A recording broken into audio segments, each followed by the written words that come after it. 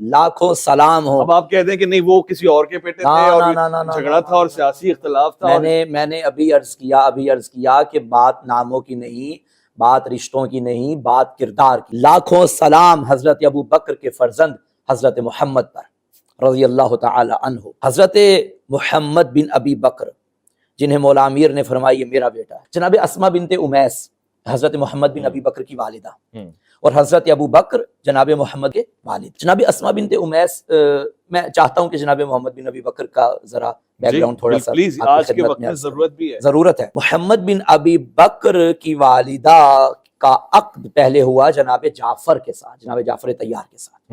جناب اسما بنت امیس پہلے ان کے حرم میں حضرت علی کی عقد میں تھی۔ جی، جناب جعفر طیار کی وفات کے بعد آپ آ گئی حضرت ابو بکر کے عقد میں۔ جب حجۃ الوداع کا وقت آیا، دوران سفر حضرت محمد بن ابی بکر کی ولادت، حضرت ابو بکر کی وفات کے بعد جناب اسما بنت امیس کا عقد ہوا مولا امیر المومنین کے ساتھ، محبہ اہل بیت تھیں۔ اب وہ جو جناب ابو بکر کے بیٹے جناب محمد بن ابی بکر ہیں، مولا امیر کی آغوش میں آ گئے، اور مولا امیر علیہ السلام نے خود ان کی تربیت کی، اور محمد بن ابی بکر کا دل بھرا ہوا تھا محبت علی ابن ابی طالب، شیعہ علی کہلواتے تھے۔ اور جناب امیر المومنین علیہ السلام نے فرمایا کہ ابو بکر کی صلب سے ہے محمد، لیکن بیٹا میرا ہے۔ کیا کردار ہے۔ اب جناب اسما بنت امیس، اچھا جناب اسما بنت امیس کی ایک اور بہن تھی جن کا نام سلمہ تھا، ان کی شادی جناب حمزہ بن عبد المطلب سے بھی ہوئی۔ کیا رشتہ ملتا ہے آپ اس میں۔ پھر جناب محمد بن ابی بکر کو اللہ نے ایک اور بیٹا عطا کیا، قاسم۔ قاسم بھی شیعہ علی میں تھا۔ اور یہ بتاتا چلوں کہ جناب محمد بن ابی بکر نے مولا امیر کے علاوہ کسی کی بیعت نہیں کی۔ جناب محمد بن ابی بکر کے فرزند جناب قاسم شیعہ علی، جناب قاسم کو اللہ نے بیٹی عطا کی، جناب ام فروہ۔ جناب قاسم خود امام سجاد علیہ السلام کے قریبی ترین ساتھیوں میں سے تھے، حضرت کے صحابہ میں شمار ہوتا ہے۔ ام فروہ بنت قاسم بن محمد بن ابی بکر، جناب ام فروہ، یہ سلسلہ محمد بن ابی بکر سے چلتا رہا ہے، اور جناب ام فروہ تک یہ سارے کے سارے محبت علی میں گرفتار ہیں۔ اور ان کا عقد ہوا جناب امام محمد باقر علیہ السلام سے۔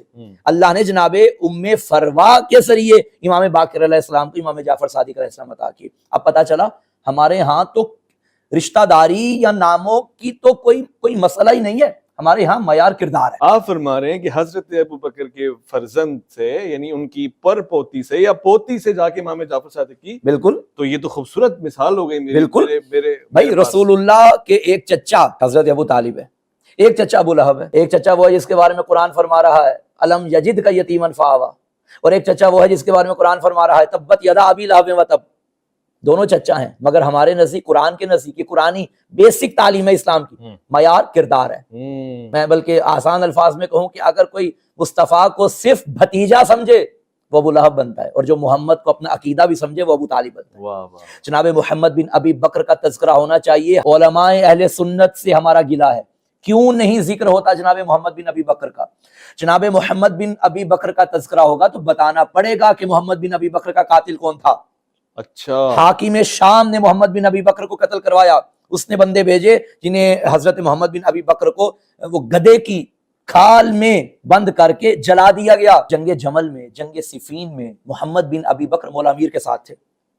بتائیں نا، وہاں میں معذرت کے ساتھ ایک بات کروں گا، جی، جناب ام حبیبہ ام المومنین جی، ہے، رسول کا حرم ہے، ان کے بھائی کو تو آپ خال المومنین بنا دیتے ہیں، تو جناب عائشہ کیا یہ حرم پیغمبر نہیں ہے؟ محمد بن ابی بکر خال المومنین ہے، ہونا چاہیے نا، جناب عائشہ کے بھائی ہیں۔ واہ واہ واہ، بہت خوبصورت۔ جناب عائشہ کے بھائی ہیں، ان کا تو ذکر آپ کہہ رہے ہیں کرتے کہ ہیں عشق علی کی وجہ سے، صرف عشق علی، صرف عشق علی۔ جناب ام حبیبہ کے بھائی کو سر پہ اٹھایا جا رہا ہے کیونکہ وہ دشمن علی تھا، جنگیں لڑیں۔ جناب عائشہ کے بھائی کا ذکر تک نہیں ہوتا کیونکہ وہ جنگوں میں علی کے ساتھ تھے۔ یہ کاہے کا انصاف ہے بھائی؟ میک سینس، لاجک ہے، میں اس پہ اتفاق کرتا ہوں۔ تو جناب محمد بن ابی بکر پہ ہمارا لاکھوں سلام، اور ان کے کردار پہ ہمارا لاکھوں سلام، جنہیں مولا امیر خود اپنا بیٹا کہے۔ معیار ذات علی ابن ابی طالب ہے، اور یہ معیار بھی ہمارا خود ساختہ معیار نہیں، رسول اللہ نے ارشاد فرمایا ہے کہ حق علی کے ساتھ